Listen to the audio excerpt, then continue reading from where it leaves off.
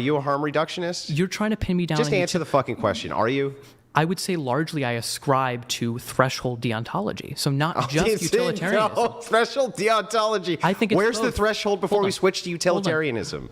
I don't think that there are black and white answers to a lot of these questions. And that's because I don't want to ascribe a worldview, Andrew. Okay, I just want to make sure I got this right. You're a threshold deontologist. So I just make sure I got this right. Threshold deontology is you believe in a universal form of ethics up to some threshold, and then you switch over to utilitarianism. I think there's a balancing act between the two. I don't think that there is. So like, what's the threshold? I don't think there is one threshold for every single situation. So it's just I can't intuition. No, wait a second, Andrew. Just because we can't draw a specific line in the sand where two things differ doesn't necessarily mean there isn't a difference. It's the same thing as a Sorites paradox, and it's the same thing with the fallacy of like the heap and the pile. Yeah. Okay.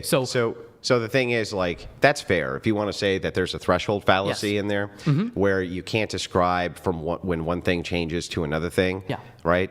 I just want you to remember later in the debate that you said that when I make that same fallacy back when we get to a different topic. But just remember that you said that. Fine. Okay, great. Sure. So we have that. Yes. Now, back to feminism and why it's so great for society. Let's start with how does it reinforce heterosexual normative behaviors in society? How does it do that? What do you mean heterosexual normative behavior? Like that they ought to act in a specific way? I don't think it does, and I don't think that's a bad thing. Yeah, okay. So why is that a good thing?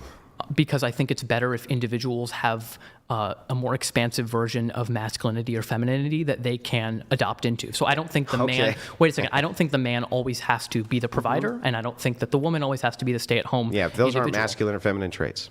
Well, that's largely things we ascribe to masculinity. Oh, and is femininity. it? What is masculinity first? Well, it's hard to say exactly what it is.